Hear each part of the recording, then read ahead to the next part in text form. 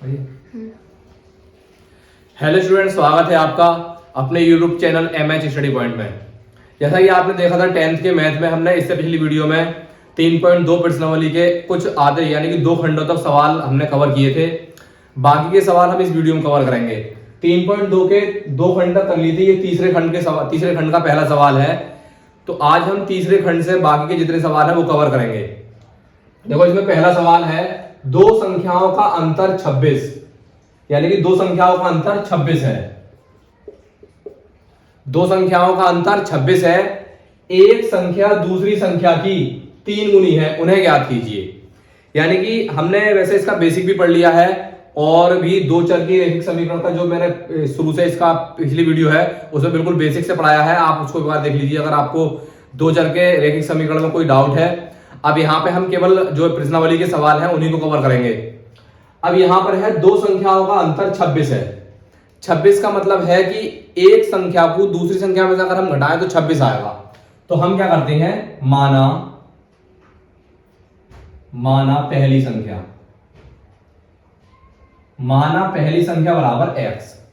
क्या करा, पहली संख्या x मान ली और दूसरी संख्या बराबर y। हमने इसमें एक संख्या x मान ली, एक संख्या y मान ली। दो चर के रैखिक समीकरण वाले ये सवाल है तो हमने दो चर मान लिए, एक x और एक y। याद रखें 3.2 में जो प्रश्नावली में सवाल है वो प्रतिस्थापन विधि के हैं, 3.3 में विलोपन विधि के हैं। तो हम इन सवालों को केवल प्रतिस्थापन विधि से हल करेंगे आज।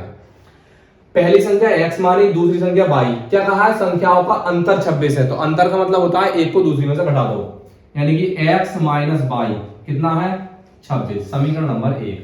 यहां तक कहानी पूरी हो गई। अब इसके बाद कहा है एक संख्या दूसरी संख्या की 3 गुनी है, यानी कि एक संख्या जो है उनमें से दूसरी संख्या की 3 गुनी है। हमने देखो बड़ी संख्या हमने क्या मानी है, x। बड़ी संख्या हमें कैसे पता बड़ी संख्या x मानी है, क्योंकि x में से घट रहा है y, इसलिए बड़ी संख्या x है। तो हमने क्या करा कि x को हमने लिया, यानी कि कहा x जो है एक संख्या दूसरी संख्या की 3 गुनी है, यानी कि हमने कहा x जो है 3 गुना है y का। हमने ये मान लिया कि x जो है 3 गुना है y का, तो इसका मतलब हो गया x बराबर 3y। इसे कह लो समीकरण नंबर 2। अब क्या करते हैं, बिल्कुल सीधा सवाल है, x का मान उठा करके समीकरण फर्स्ट में रख देंगे, यानी कि इसको प्रतिस्थापित कर देंगे। x का मान समीकरण फर्स्ट में। अब समीकरण फर्स्ट क्या हमारी, x माइनस y बराबर 26, ये है समीकरण फर्स्ट। x का मान कितना, 3y। तो x की जगह रख देंगे 3y माइनस y बराबर 26। 3y में से y गया, 2y बचा, 2y बराबर 26। तो y बराबर 26 बटे 2, ये 2 बटे में आ जाएंगे, 2 से 13 बार, कुल मिला के y बराबर आया 13। इसका मतलब ये हुआ दूसरी संख्या कितनी आ गई, 13। हमें ज्ञात करनी है दोनों संख्या, उन्हें ज्ञात कीजिए, यानी कि संख्या को ज्ञात कीजिए। तो जो y का मान है हम समीकरण सेकंड में रख देंगे, x का मान निकल आएगा। अब देखो चूंकि हमने x बराबर क्या माना था, x बराबर माना था हमने 3y। तो x बराबर 3 गुणा y का मान कितना आया था निकल के 13। तो x बराबर हो जाएगा 13 तिया 39। इसका मतलब एक संख्या 39 थी और एक संख्या कितनी थी हमारी, 13 थी। आप देख सकते हैं कि एक संख्या दूसरी संख्या की 3 गुनी है, तो 13 तिया 39 और संख्या का अंतर 26 है, तो 39 में 13 गए 26 बचा। तो इस तरीके से ये हमारा सवाल पूरा कवर हो गया है। इसके बाद आप अगला सवाल देखिए। अगला सवाल है, दो संपूरक कोणों में बड़ा कोण छोटे कोण से 18 डिग्री अधिक है, उन्हें ज्ञात कीजिए। अब इसमें ध्यान से देखें, इसमें कहा है ये वाली बात कही है दो संपूरक कोणों में। तो सबसे पहली बात हमें पता होना चाहिए कि अगर संपूरक कोण का जिक्र है तो इसका मतलब है कि उन दोनों कोणों का योग 180 है। संपूरक का मतलब होता है उन दोनों कोणों का योग 180 होना। कहीं कहीं सवाल में ये कहता है पूरक कोणों में, तो पूरक का मतलब होता है कि उन दोनों कोणों का योग 90 है, यानी कि जिन दो कोणों का योग 90 होता है उन्हें पूरक कहते हैं, कंप्लीमेंट्री, और जिन दोनों कोणों का योग 180 होता है उन्हें संपूरक कोण कहते हैं, सप्लीमेंट्री। अब इसके बाद हमने क्या करा, वैसे ही जैसे पहले माना था उन्हें ज्ञात कीजिए कोणों को, तो कोण मान लेते हैं। माना पहला कोण बराबर x और दूसरा कोण, इसी प्रकार दूसरा कोण हो जाएगा हमारा y। पहला कोण x मान लिया, दूसरा y। अब संपूरक कहा है, चूंकि क्या कहा है, चूंकि संपूरक है। अब संपूरक है तो दोनों कोणों का योग कितना होगा, 180। ये बात याद रखें, ये वाली बात जो है सवाल में ऐसा नहीं कहा है 180 संपूरक कहा है, तो इसका मतलब यही होता है कि दोनों कोणों का योग 180 है। तो समीकरण नंबर हो गई हमारी 1। अब इसमें एक आगे बात कही है कि बड़ा कोण छोटे कोण से 18 डिग्री अधिक है, या यानी कि जो इसमें बड़ा कोण है, मान लो x बड़ा है, कोई सा मान सकते, इसमें कोई बड़े छोटी कंडीशन नहीं गई है, तो x मान लो बड़ा है तो x जो है 22 से 18 अधिक है। ये वाली बात आप मान के चले। सवाल में कहा है कि बड़ा कोण छोटे कोण से 18 अधिक है, यानी कि छोटे कोण को जब हम 18 जोड़ेंगे तब वो बड़े कोण के बराबर होगा। तो छोटे कोण में हमने 18 जोड़ दिया, अब ये बड़े कोण यानी कि x के बराबर हो गया। अब ये समीकरण सेकंड हो गई हमारी। सिंपल सी बात है, x का मान निकल आया है, x का मान समीकरण फर्स्ट में रख देंगे, तो लिखेंगे समीकरण फर्स्ट से। समीकरण फर्स्ट क्या है, x प्लस वाई बराबर 180। अब x की जगह कितना, बाई प्लस 18, तो x की जगह रख देंगे बाई प्लस 18 सॉरी प्लस ये वाला बाई बराबर 180। अब बाई और बाई कितने होंगे, 2y प्लस 18 बराबर 180। प्लस के 18 इधर जाएंगे, माइनस के 18 हो जाएंगे, 180 माइनस 18, तो 2y बराबर 180 में से 18 का 162 बचे। अब y का मान निकालेंगे तो 162 के बटे में जाएंगे ये 2, और 2 से ये कटेगा 81 बार।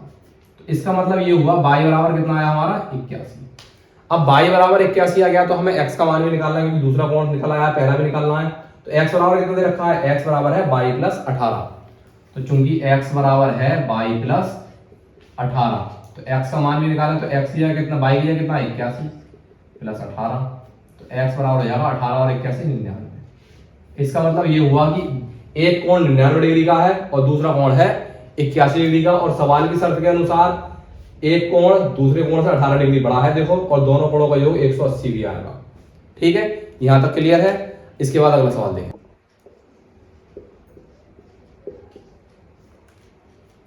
देखिए अगला सवाल है, एक क्रिकेट टीम के कोच ने 7 बल्ले 6 गेंदें 3800 रुपए में खरीदी। बाद में उसने 3 बल्ले और 5 गेंदें 1750 में खरीदी। प्रत्येक बल्ले और प्रत्येक गेंद का मूल्य बताइए। जैसे मैंने पहले भी बताया है कि हमसे सवाल में जो पूछता है, जिस चीज के लिए जिसका मान पूछे हम वही सवाल में इसमें मान लेते हैं। सवाल में पूछा है प्रत्येक बल्ले और प्रत्येक गेंद का मूल्य ज्ञात करो, तो क्या करेंगे, प्रत्येक बल्ले का और प्रत्येक गेंद का मूल्य मान लेंगे। माना प्रत्येक गेंद का मूल्य, प्रत्येक गेंद का मूल्य बराबर x रुपए, ये x लिख दो, चलो x रुपए है। अब प्रत्येक सॉरी पहले बल्ले का मान लें, गेंद का मान लें,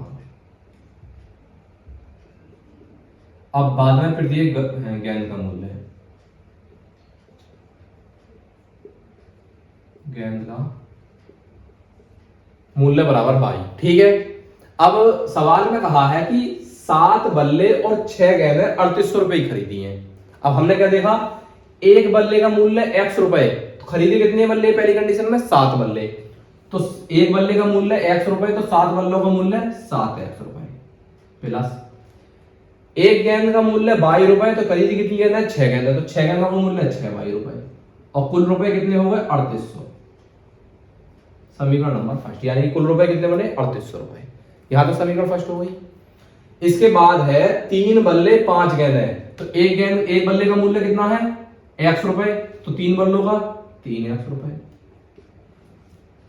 एक गेंद का मूल्य 22 रुपए, तो 5 गेंदों का मूल्य यहां 5 है देखो, तो 5 22 रुपए, तो टोटल रुपए कितने हो गए 1750। इस तरीके से हम 2 समीकरण बना लेंगे।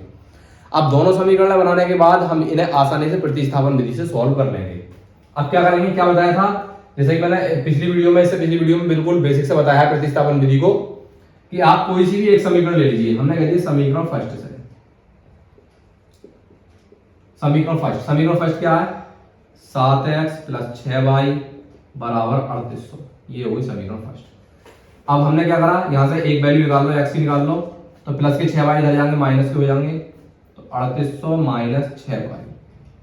यहां से x का मान निकालेंगे, 7 बटे में जाएंगे, तो x बराबर हो जाएगा 3800 माइनस 6y बटे 7, और जहां पर x का मान निकलेगा उसे कह देंगे हम समीकरण नंबर थर्ड। अब ये समीकरण जो थर्ड बनी है, समीकरण फर्स्ट से बनी है, तो ये वाला जो x का मान है हम फर्स्ट में नहीं रखेंगे, समीकरण सेकंड में रखेंगे। यानी कि जिससे हम समीकरण थर्ड बनाते हैं या जिससे हमारा एक्स का मान निकला है अभी, वहां हम उस समीकरण में नहीं रख करके दूसरी में रखेंगे, क्योंकि उसमें रख देंगे तो जीरो हो जाएगा। तो हमने ये वन से बनाया, तो ये वाला मान हम समीकरण सेकंड में रखेंगे। तो हम कहेंगे एक्स का मान समीकरण सेकंड में रखने पर, एक्स का मान समीकरण सेकंड में, समीकरण सेकंड है 3x + 5y बराबर 1750। अब देखो 3 ऐसे ही, x की जगह पर कितना है, x की जगह पर है 3800 - 6y बटे 7। ये पूरा मैंने x की जगह पर रख दिया मान, 3 ऐसे ही है, ये पूरा मान x की जगह पर प्लस 5y बराबर 1750। यहां देखिए अब क्या है, इस 3 की अंदर गुणा कर देंगे। अगर इससे ये कटना होता तो कट जाता, लेकिन ये 7 3 से नहीं कटेंगे, तो हम क्या करेंगे 3 की 3800 से गुणा कर देंगे। 3 0 0 3 0 0 3 8 24, यानी कि 3 0 0 3 0 0 3 8 24 के 4 हासिल 2, 3 3 9 2 11, यानी कि 11400 आ गए 3 से 3800 गुणा करने पर। अब इस 3 की 18 सॉरी 6 से गुणा होगी, ब्रैकेट के बाहर कोई चीज है तो जहां तक ब्रैकेट बंद हो रही है वहां तक गुणा होगी। तो 3 6 18 माइनस के 18 भाई, और बटे में 7 ऐसे ही प्लस 5y और बराबर में 1750। अब 7y की गुणा कर देंगे, ये हो जाएगा 11400 माइनस 18y, एलसीएम लेने के लिए गुणा करनी पड़ेगी, 7 पंजे 35y बराबर 1750।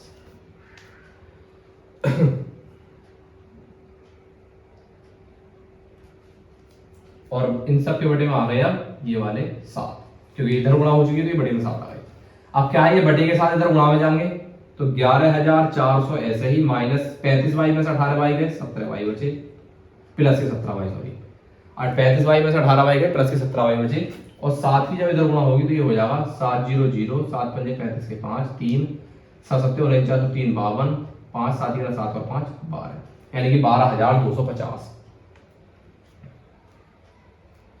अब इसके बाद ये 11400 प्लस के हो जाएंगे माइनस के हो जाएंगे, ये है 17y बराबर 12250 माइनस 11400। 17y बराबर 0 में से 0, 5 में से 0 गया 5 बचे, 12 में से 4 गए 8 बचे, और बाकी का कुछ नहीं बचा इसमें, एक में से 1 0 1 में से 1 0, यानी कि 12250 में 11400 गए 850 बचे। अब y का मान निकालेंगे तो 850 के बटे में जाएंगे ये 17, तो y बराबर 17 पंजे 50, y बराबर 50 आ गया। अब y का मान क्या है, हमें किसका निकला है, गैन का मूल्य है, गैन कितने की 50 रुपए की। अब y का मूल्य, y का जो मान है हम किस में रखेंगे, समीकरण थर्ड में रखने पर हमें x का डायरेक्ट मान मिल जाएगा, यानी कि x का मतलब है बल्ले का मूल्य। तो यहाँ y का मान समीकरण थर्ड में, y का मान समीकरण थर्ड क्या है, x बराबर 3800 माइनस 6y बटे 7, ये है हमारा थर्ड समीकरण। तो x बराबर 3800 माइनस 6 गुणा 50 बटे 7, देखो आगे लिखा हूं मैं 3800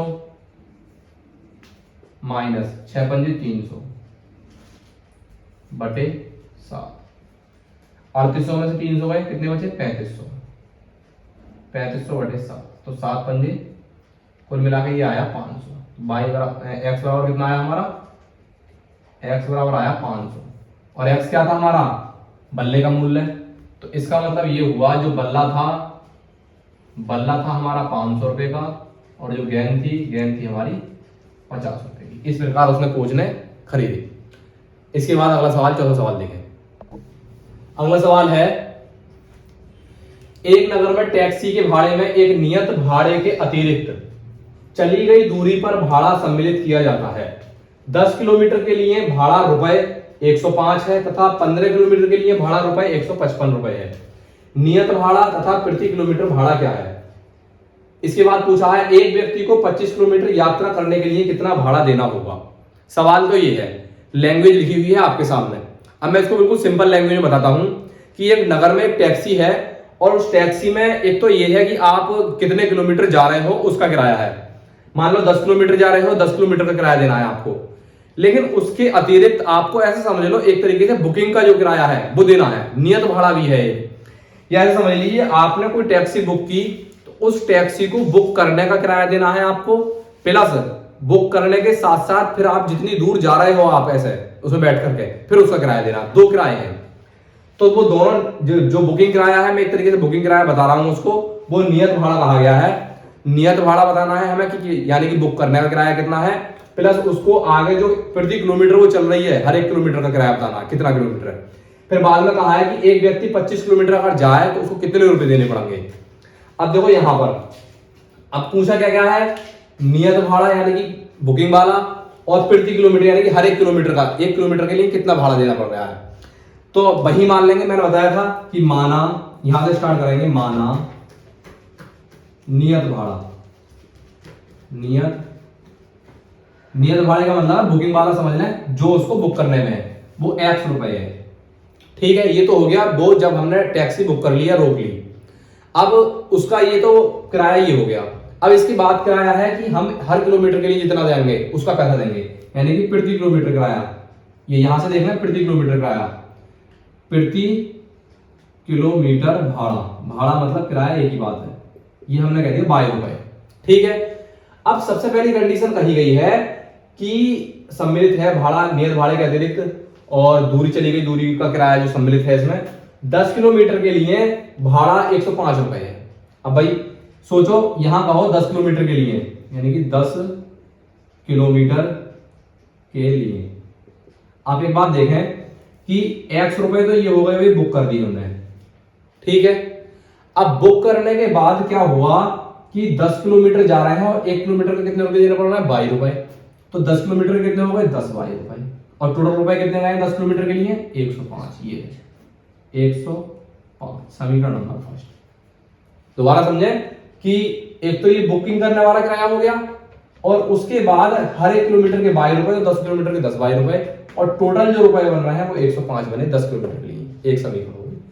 अब दोबारा में क्या है 15 किलोमीटर जा रहे हैं, यहां देखो 15 किलोमीटर के लिए, 15 किलोमीटर के लिए अब x रुपए तो फिर वही रहेंगे जो बुकिंग करने के लिए, और 15 किलोमीटर के लिए फिर 15 वाई, क्योंकि 1 किलोमीटर के लिए 22 रुपए दे रहे हैं, और 15 किलोमीटर के लिए 15 वाई, और आपके कितने दिए पैसे 155 समीकरण नंबर सेकंड। अब वैसे ही जैसे और सवाल सॉल्व किए दो, सबसे मेन बात है इन लैंग्वेज के सवालों में कि हमें समीकरण दो हमारे चर के रैखिक समीकरण बन जाएं, फिर हम इन्हें हल कर लेंगे। अब प्रतिस्थापन विधि से हल कर दो, कोई सी समीकरण ले लेंगे, लिख दो समीकरण 1 से, समीकरण 1 से एक क्या है x प्लस 10y बराबर 105, प्लस के 10y इधर जाएंगे माइनस के हो जाएंगे, तो 105 माइनस 10y। अब ये समीकरण जब x का मान निकाला थर्ड हो गई। अब जब समीकरण थर्ड बन जाती है तो उसका मान हम कौन सी में रखते हैं, जिससे ये नहीं बनाई होती है, ये फर्स्ट से बनाई है तो सेकंड में रखेंगे, यानी कि हम कहेंगे x का मान समीकरण सेकंड में, x का मान समीकरण सेकंड में, सेकंड है हमारी x प्लस 15y बराबर 155। x की जगह पर कितना रखना है 105 माइनस 10y रखना है, और प्लस 15y बराबर 155। देखो 115y में से 10y घटेंगे 5y बचेंगे, और 105 जो प्लस के हमारे इधर जाएंगे माइनस के हो जाएंगे, यहाँ हो जाएंगे 5y, और 155 माइनस 105, 5y में से सॉरी 5y ऐसे ही रखेंगे, 155 में से 105 में 50 बचे, तो y बराबर कितना हुआ 50 बटे 5 भाई, तो y बराबर आया हमारा 10। y क्या माना था हमने, y माना था प्रति किलोमीटर किराया, यानी कि 1 किलोमीटर के 10 रुपए है भाई। अब 1 किलोमीटर के 10 रुपए है, ये तो आ गया। अब नियत भाड़ा भी निकलवाया, कहा नियत भाड़ा प्रति किलोमीटर भाड़ा दोनों निकालिए। तो नियत भाड़ा क्या है हमारा x, तो x का मान कहां से निकला हुआ समीकरण थर्ड से, तो लिख देंगे y का मान समीकरण थर्ड में, y का मान समीकरण थर्ड है। अब समीकरण थर्ड ये है हमारी x बराबर 105 माइनस 10y, तो x बराबर 105 माइनस 10 गुणा y की जगह कितना 10, x बराबर 105 माइनस 10 ढाई 100, x बराबर 5, x बराबर कितना आया 5। अब सवाल का मतलब ये हुआ x बराबर 5 में कि जो नियत भाड़ा था वो x बराबर 5 यानी नियत भाड़ा 5 रुपए का था और प्रति किलोमीटर भाड़ा कितना था 10 रुपए का था। इस तरीके से वो टैक्सी चल रही थी। अब इसके बाद एक बात और वही है कि एक व्यक्ति 25 किलोमीटर जाता है भाई, तो 25 किलोमीटर के लिए यानी कि 25 किलोमीटर कोई जाता है तो उसको कितने रुपए देने पड़ेंगे भाई 25 किलोमीटर के लिए, तो भाई 100 रुपए तो ये देने पड़ेंगे उसको बुकिंग के या नियत भाड़े के, और 1 किलोमीटर के 22 रुपए देने हैं और 25 किलोमीटर के 25 22, ये हो गया आपका 25 किलोमीटर की। अब x का मान कितना है 5 देखो लिखा हुआ है नीचे, प्लस 25 गुणा 1 किलोमीटर के लिए 22 तो 10 किलोमीटर के लिए मतलब एक किलोमीटर के लिए 22 तो 25 किलोमीटर के लिए 25 22 और 22 का मान है 10, 5 प्लस 25 ढाई 250, तो 250 और 5 कितने हो गए 255। कुल मिलाकर जो व्यक्ति 25 किलोमीटर जा रहा था उसको 255 रुपए देने होंगे टैक्सी के भाड़े के। ठीक है, यहां तक ये आपको समझ में आ गया होगा सवाल तीसरे का चौथा। अब तीसरे का 5वां देखें। अगला सवाल है यदि किसी भिन्न के अंश और हर दोनों में 3 जोड़ दिए जाएं तो वह 9/11 हो जाती है, और अंश और हर दोनों में 3 जोड़ दिए जाएं 2 जोड़ दिए जाएं तो 9/11 होती है, और अगर 3 जोड़ दिए जाएं तो 5/6 हो जाती है। वह भिन्न ज्ञात कीजिए। तो भिन्न में क्या है, क्या बताया था कि जो पूछा है वही मानेंगे और उसी हिसाब से सवाल हल कर देंगे। सवाल में कहा है भिन्न ज्ञात कीजिए, तो भिन्न में क्या क्या होता है, एक अंश होता है और एक हर होता है। तो हम क्या करेंगे माना भिन्न x/y, ऊपर वाला अंश और नीचे वाला क्या होता है हर। अब बिल्कुल भिन्न मान लिया हमने। अब कंडीशन क्या है कि अंश और हर दोनों में 2 जोड़ दी जाए। अब भाई अंश में यानी कि ऊपर वाले में भी 2 जोड़ दो, लो ऊपर वाले में 2 जोड़ गए, नीचे वाले में भी 2 जोड़ दो, हर में भी 2 जोड़ दो, ये जोड़ गए दोनों, कितनी हो जाती है जोड़ने के बाद 9/11 हो जाती है। 9/11 हो गई। अंश में भी और हर में भी 2 जोड़ने के बाद 9/11 हो जाती है, 9/11 हो गई। ठीक है, अब क्या करेंगे, इसको पहले सिंपल फॉर्म में बनाएंगे, सरल में, यानी कि ax + by + c वाली फॉर्म जो होती है हमारी त्रिशु गुणा करके बता देंगे कैसे। इसकी गुणा करेंगे 11 की x से गुणा होगी 11x + 11 दूनी 22, इसकी 9 की 22 होगी 9y + 9 दूनी 18। अब प्लस का 9y इधर आएगा 11x माइनस का 9y हो जाएगा, और प्लस का 22 इधर जाएगा माइनस का 22 हो जाएगा। तो 11x माइनस 9y बराबर माइनस के 4 बचे, और ये हो गई समीकरण नंबर हमारी फर्स्ट। कुछ नहीं किया है, सिर्फ सवाल के अनुसार 2 जोड़े हैं दोनों में बराबर 9/11 हो गई, त्रिशु गुणा करी है, x y वाले यानी कि चर पद एक तरफ और बिना x y वाले एक तरफ करके बस घटाए हैं। अब दोबारा में क्या कंडीशन है, अगर यदि अंश और हर दोनों में 3 जोड़ दिए जाएं, अब 3 जोड़ेंगे यानी कि x + 3 और y में y + 3, तो कितनी हो जाती है 5/6। अब 5/6 कर देंगे बिल्कुल। अब इसमें भी त्रिशु गुणा करेंगे, 6 की x से गुणा करेंगे 6x + 6 तिया 18 बराबर 5 की y से करेंगे 5y + 5 तिया 15, 6x माइनस प्लस के 5y इधर आएंगे माइनस के 5y 15 माइनस 18, तो 6x माइनस 5y बराबर 15 में से 18 गए माइनस के 3, समीकरण नंबर सेकंड। ठीक है, यहां पर भी त्रिशु गुणा कर करके ये प्लस के 15 इधर सॉरी प्लस के 5y इधर आ गए, माइनस प्लस के 18 इधर चले गए और घटाने के बाद माइनस के 3 आ गए। अब क्या करेंगे, दोनों समीकरण बन गई हैं, आसानी से समीकरण 1 ले लेंगे, कोई सी समीकरण ले लेंगे, लिख दिए समीकरण फर्स्ट से। समीकरण फर्स्ट क्या है, 11x माइनस 9y बराबर माइनस के 4, 11x माइनस 9y बराबर माइनस के 4। अब यहां से x का मान निकालना है, तो 11x प्लस के 9y पहले इधर भेजें माइनस के 4 प्लस 9y। अब यहां से जब x का मान निकालेंगे तो 11 बटे में जाएंगे तो ये x बराबर हो जाएगा माइनस के 4 प्लस 9y बटे 11। अब जब ये हमारी समीकरण x का मान निकल आया तो समीकरण कहलाएगी थर्ड, जैसा कि पिछले सवाल में आपने देखा भी था। x का मान निकल आया है, कहां से निकला है, समीकरण फर्स्ट से, तो कहां रखेंगे, समीकरण सेकंड में, फर्स्ट में नहीं रखेंगे हम। तो x का मान समीकरण सेकंड, x का मान समीकरण सेकंड में। सेकंड क्या है, सेकंड है 6x माइनस 5y बराबर माइनस के 3, तो 6 ऐसे ही x की जगह पर देंगे, x की जगह पर है माइनस का 4, जो लिखा हुआ है बिल्कुल सेम ऐसे उतार दें। x का मान है 4 माइनस के 4 प्लस 9y बटे 11, और प्लस के ये 5y बराबर माइनस के 3। अब देखो 6 से ये नहीं कर सकते तो अंदर गुणा कर देंगे। 6 की माइनस के 4 होगी, माइनस के 6 चौक 24 प्लस 6 नेवा 54y और प्लस के 5y बराबर माइनस के 3 और बटे में 11 कहाँ तक रहेंगे, यहाँ तक जहाँ तक ब्रैकेट था। अब देखो यहाँ तक 11 है तो इसकी त्रिचूड़ा करेंगे, यहाँ पर 11 पंजे 55 हो जाएगा ये, तो इसको लिखेंगे माइनस के 24 प्लस 54y। अब ये 11 की 5y से गुणा होगी तो 11 पंजे 55y। अब सबके बटे में 11 हो जाएंगे। अब त्रिचूड़ा हो गए तो ये सबके बटे में हो जाएंगे।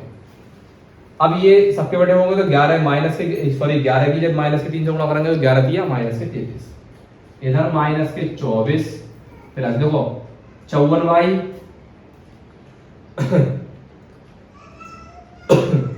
यहाँ पर तो ये माइनस है, यहाँ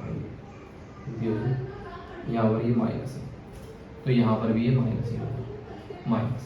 यहाँ पर देखें यहाँ माइनस के 55y में से 54y गए तो कितने बचे, माइनस का y बचा और बराबर ये 11 दिया माइनस के 33।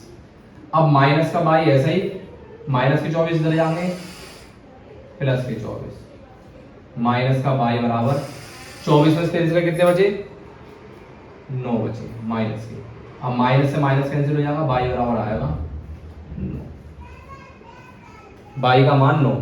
अब y का मान निकला है यहाँ से, y का मान रख देंगे समीकरण थर्ड में, ये समीकरण थर्ड, y का मान समीकरण थर्ड में, क्योंकि y का मान समीकरण थर्ड से x का मान में निकल जाएगा तो ये हो जाएगा x बराबर समीकरण थर्ड है x बराबर -4 प्लस 9y बटे 11,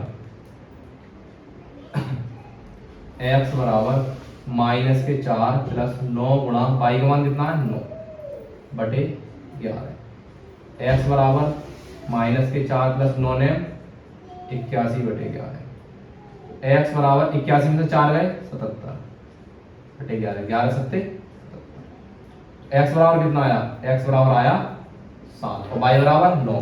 भिन्न क्या मानी थी हमने, x बटे y, यानी कि भिन्न क्या हुई हमारी, भिन्न मानी थी हमने x बटे y, तो आंसर में क्या आएगा, x की जगह पर 7 और y की जगह पर 9। इसका मतलब ये हुआ हमारी जो भिन्न थी वो 7 बटे 9 थी। ठीक है, आई होप कि आपको ये सवाल समझ में आया होगा। मोस्ट सवाल है कंपटीशन की दृष्टि से भी और एग्जाम की दृष्टि से भी। इसके बाद लास्ट सवाल देखें, अगला सवाल देखें। देखो 5 वर्ष बाद जैकब की आयु उसके पुत्र की आयु से 3 गुनी हो जाएगी। 5 वर्ष पूर्व जैकब की आयु उसके पुत्र की आयु की 7 गुनी थी, उनकी वर्तमान आयु क्या है। मतलब है कि अब से 5 साल पहले कुछ गुनी थी, हो जाएगी गुनी हो जाएगी, और अब से 5 साल पहले कुछ गुनी थी और बतानी है आज की आयु। तो ऐसे सवालों में हम क्या करते हैं, पहले तो हम उनकी आयु मान लेंगे, उनकी मतलब जैकब की और उसके पुत्र की। माना जैकब की आयु, माना जैकब की आयु बराबर x वर्ष, मतलब x वर्ष का जैकब है और पुत्र, पुत्र की आयु, पुत्र की मान लेंगे 22 वर्ष। बस यहां तक तो हो गया हमारा मानना, क्योंकि हम जब मान लेते हैं ना तो उसी का मान निकाल देते हैं तो फिर वही हमारा आंसर हो जाता है। अब सवाल में कहा है 5 वर्ष बाद। 5 वर्ष बाद का क्या मतलब है, 5 वर्ष बाद का मतलब ये है, जैसे आपसे अभी कोई कहे कि आपकी आयु वर्तमान में अभी 15 साल है, तो 5 वर्ष बाद कितनी होगी, तो आप कहोगे 5 वर्ष बाद 20 साल होगी। तो इसका मतलब है कि आप अपनी आयु में 5 साल जोड़ रहे हैं आगे को। तो बाद का मतलब है, बाद का या पश्चात का मतलब है कि 5 साल आगे, तो 5 साल आगे यानी कि 5 वर्ष बाद, यहाँ देखो 5 वर्ष बाद। ये जो हमने मानी है ये वर्तमान आयु मानी है, यहाँ मैं लिख देता हूँ वर्तमान है, आयु जो मानी है हमने वर्तमान है। तो 5 वर्ष बाद क्या हुआ, 5 वर्ष बाद जो जैकब होगा, जैकब जो होगा 5 वर्ष, अभी तो x साल का है लेकिन 5 साल बाद क्या हो जाएगा, x प्लस 5 साल का, यानी कि 5 वर्ष बाद x प्लस 5 वर्ष का हो जाएगा जैकब। और उसका पुत्र, जब भाई जैकब की आयु बढ़ेगी तो पुत्र की बढ़ेगी, तो पुत्र हो जाएगा 22 प्लस 5 वर्ष का, क्योंकि अभी जो पुत्र है 22 वर्ष का है और 5 वर्ष बाद हो जाएगा 22 प्लस 5 वर्ष का। अब दोनों में रिलेशन क्या कहा है कि 5 वर्ष बाद जैकब की आयु उसके पुत्र की आयु की 3 गुनी हो जाएगी। यानी कि 5 वर्ष बाद जो है जैकब की जो आयु है, ये है जैकब की आयु 5 वर्ष बाद कितनी हो जाएगी, 3 गुनी हो जाएगी उसके पुत्र की आयु की। यानी कि उसके पुत्र की आयु में अगर हम 3 से गुणा करेंगे तब उसकी आयु के बराबर बैठेगी 5 साल बाद की आयु में। तो जैकब की 5 साल बाद की आयु, पुत्र की 5 साल बाद की आयु 3 गुनी हो जाएगी 5 साल बाद, तो 3 लगा देंगे। अब देखें तो x प्लस 5 सॉल्व कर लेंगे, इसको 3 की बाई से गुणा करेंगे, 3y प्लस 5 किया 15, प्लस के 3y इधर आएंगे माइनस के 3y, प्लस के 5 इधर जाएंगे माइनस के 5। तो x माइनस 3y बराबर 15 में 5 में 10 बचे। समीकरण नंबर फर्स्ट। यहां तक एक समीकरण आ गई। दोबारा में क्या कहा है, 5 वर्ष पूर्व। अब पूर्व कहा है, पहले कहा था बाद, अब कहा है पूर्व। पूर्व का मतलब है पहले। अब वही बात आ गई कि मैं आपसे कहूं कि आपकी आयु कितनी है, 15 वर्ष। आपसे कहूं आपकी आयु अब 15 वर्ष है, तो 5 वर्ष पूर्व कितनी थी, तो 5 वर्ष पूर्व आप कहोगे 10 वर्ष, यानी कि 5 आपने घटाए। तो ऐसे ही 5 वर्ष पूर्व क्या होगी, अभी आयु है जैकब की x वर्ष, तो 5 वर्ष पूर्व, 5 वर्ष पूर्व, 5 वर्ष पूर्व जो जैकब होगा वो x माइनस 5 वर्ष का होगा, यानी कि 5 साल घटा दिए। अब ऐसे ही उसके पुत्र की आयु की बात है, तो पुत्र में भी 5 साल पूर्व उसकी 22 माइनस 5 होगी, क्योंकि आज की आयु उसकी 22 है, 5 साल पहले 22 माइनस 5 होगी। अब इसमें रिलेशन कहा है कि उसके पुत्र की आयु की 7 गुनी थी। जैकब की जो आयु थी उसके पुत्र की आयु की 7 गुनी थी, यानी कि जो जैकब की आयु थी, यानी कि ये है जैकब, 7 गुनी थी उसके पुत्र की आयु की। यहां तक क्लियर है, यानी कि जैकब की जो आयु है पुत्र की आयु की 7 गुनी थी, यानी कि पुत्र की आयु में अगर हम 7 से गुणा करेंगे तब उसके बराबर बैठेगी 5 साल पहले की आयु में। तो यहां पर भी देखें x माइनस 5, 7 की बाई से गुणा करेंगे 7y, 7 पंजे 35। अब यहाँ प्लस का 7y इधर आएगा, माइनस का 7y, और माइनस के 5 इधर जाएंगे, प्लस के 5। तो x माइनस 7y बराबर 35 में से 5 गए माइनस के 30। समीकरण नंबर, अब वही सवाल बन गया बिल्कुल। समीकरण फर्स्ट ये है, सेकंड ये है, आप कोई सी समीकरण एक ले सकते हैं। मैंने कहा समीकरण फर्स्ट है हमने, यानी कि समीकरण फर्स्ट से हम कहें तो समीकरण फर्स्ट है हमारी ये x माइनस 3y बराबर 10। अब x का मान निकालेंगे तो माइनस के 3y प्लस के 3y हो जाएंगे, और यहाँ से निकल आया x का मान। क्या करते हैं, हम x का ही मान निकालते हैं। अब x का मान निकला है कहाँ से, समीकरण फर्स्ट से, तो x का मान कहाँ रखेंगे, समीकरण सेकंड में। यानी कि जो थर्ड समीकरण बनी है हमारी x के मान, तो वो वाला x का मान रखेंगे हम समीकरण सेकंड में, क्योंकि हमने फर्स्ट, अगर हमने सेकंड से बनाई होती तो फर्स्ट में रखते, कोई चीज से बना सकते हैं। अब समीकरण सेकंड क्या है, x माइनस 7y बराबर माइनस के 30। x की जगह पर कितना, x की जगह पर 10 प्लस 3y, x की जगह पर माइनस 7y बराबर माइनस के 30, ये वाले 7y ऐसे, प्लस के 10 इधर जाएंगे माइनस के हो गए, और 7y में से 3y गए तो माइनस के 4y बचे, माइनस के 30 प्लस के 10 इधर गए माइनस के 10, माइनस के 4y और इधर माइनस के 10 और 30 40।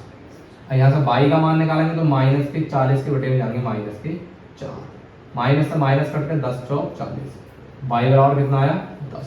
y क्या माना था हमने, पुत्र की वर्तमान आयु मानी थी y, तो इसका मतलब पुत्र कितने वर्ष का, उसका भी फिलहाल में 10 वर्ष का, ये हो गया। अब पुत्र की आयु आ गई, y का मान आ गया, तो y का मान हम कहाँ रखेंगे, समीकरण थर्ड में रख देंगे, तो x का एग्जैक्ट मान निकल जाएगा, या आप जहां जहां बाहर रख सकते हैं। तो मैं समीकरण थर्ड में रख दूं, समीकरण थर्ड क्या थी हमारी, x बराबर 10 प्लस 3y, x बराबर 10 प्लस 3 गुणा y का मान कितना आया 10, x बराबर 10 प्लस 3 ढाई 30, x बराबर 30 और 10 40। इसका मतलब जैकब को माना था हमने, जैकब की आयु मानी थी हमने, जैकब की वर्तमान आयु क्या मानी थी हमने, x, तो x कितनी है ये 40 वर्ष, और पुत्र की वर्तमान आयु, पुत्र की वर्तमान आयु कितनी मानी थी हमने 22, तो ये आ गया 10 वर्ष। आई होप कि आपको ये सब सवाल समझ में आए होंगे। इस प्रकार हमने 3.2 के सारे सवाल कवर किए हैं। अगर वीडियो अच्छी लगी हो तो वीडियो को लाइक करें, अपने फ्रेंड्स के साथ शेयर करें, और हमारे चैनल के साथ जुड़े रहें। कंपटीशन के वीडियोस के लिए भी, कंपटीशन के मैथ के, रीजनिंग के और भी इम्पोर्टेंट वीडियोस के लिए चैनल को सब्सक्राइब करें और अपने दोस्तों को शेयर करें। थैंक यू, जय हिंद।